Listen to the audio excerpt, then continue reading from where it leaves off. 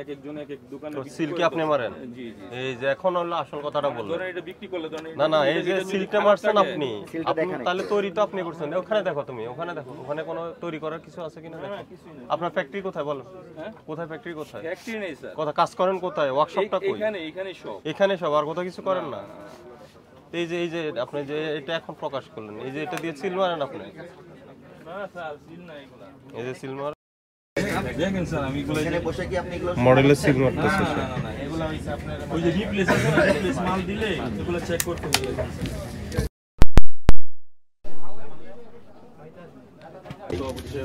ওনাকে আসতে বলেন। Z50 এর ডিসপ্লের দাম কত? Z50 1180 বিক্রি করেন, কেনা কত এটা বলতে পারবেন না।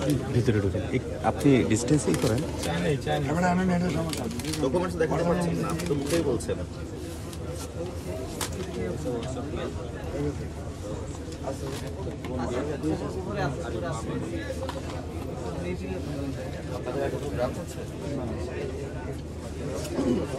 সালাম, এটা বুঝে গেছে, এটা কিছু করার নাই। তুমি আরেকটা দেখো, আর ওনাকে একটা বন্ধ করে দিয়ে দেবো। আপনারা তো এটা চেঞ্জ করতে পারবেন না। আপনারা চায়না থেকে অ্যাক্সেসরিজ আনবেন, ভালো কথা।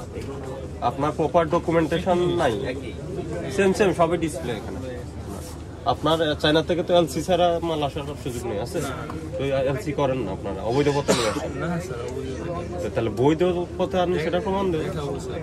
ওনার বক্তব্য অনুযায়ী স্যার এই মার্কেটে প্রত্যেকটা ব্যবসায়ী একই ধরনের হয়, একটা খোলা পণ্য, একটা প্যাকেটজাত পণ্য। যখন যেটা প্যাকেটজাত পণ্য হবে সেখানে 6টি তথ্য বাধ্যতামূলক থাকতে হবে। যদি দেশের বাইরের পণ্য হয় সেখানে ইম্পোর্টারের সিল অবশ্যই থাকতে হবে, ক্যাশে থাকতেও দেওয়া হয়। সেখানে এমআরপি থাকতে হবে, ইম্পোর্টারই এমআরপি ডিক্লেয়ার দেবে। আপনি কেন 1280 করে বিক্রয় করছেন? আপনি কি ইম্পোর্টার? তাহলে আপনি কেনই মূল্য নির্ধারণ করলেন? যদি আপনি ইম্পোর্টার না হন, আপনি একজন বিক্রেতা, আপনি ক্রয় করে ব্যবসা করছেন, তাহলে কোথা থেকে ক্রয় করেছেন সেই তথ্য দেখাতে পারছেন না। সব কিছুই এলোমেলো। আপনার এই প্রতিষ্ঠানে সমস্ত ডিসপ্লে আছে, কিন্তু কোনো ডিসপ্লেরই অথেন্টিক তথ্য দেখাতে পারছেন না। এবং আপনার বক্তব্য অনুযায়ী এই মার্কেটের সমস্ত ব্যবসায়ী একই ধরনের ব্যবসা করতেছে। মানে আপনারা সম্পূর্ণ বাংলাদেশে সিস্টেম চালু করে দিয়েছেন।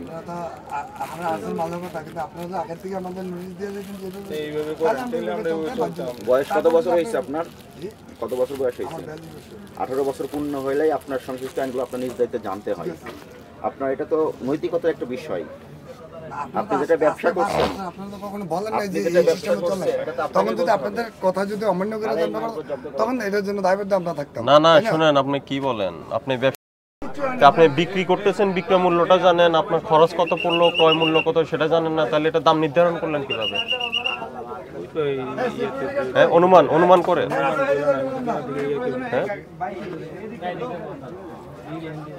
এগুলো তো ভোক্তারা ব্যবহার করে প্রতারিত হচ্ছে। না স্যার, প্রতারিত মানে এইগুলো তো স্যার প্রতারিত হওয়ার ইয়ে করো, ওনার শাস্তিমূলক একটা ব্যবস্থা নাও, আর একটা ওদের ওয়ার্নিং দিয়ে দাও। আর পাশে এটা দেখো, চার্জার এগুলো দেখো, অ্যাক্সেসরিজ। এটা ডিসপ্লে, পুরোটাই তো ডিসপ্লের আপনার, ঠিক আছে? ডিসপ্লের একটা দেখো, আর চার্জার অ্যাক্সেসরিজ যেগুলো আছে ওটার একটা দেখো। কেবল এটা কার দোকান? এটা থাকেন সভাপতি সাহেব তো আসে নাই। কই সভাপতি কই? এই আপনাদের সমস্যা কি বুঝছেন?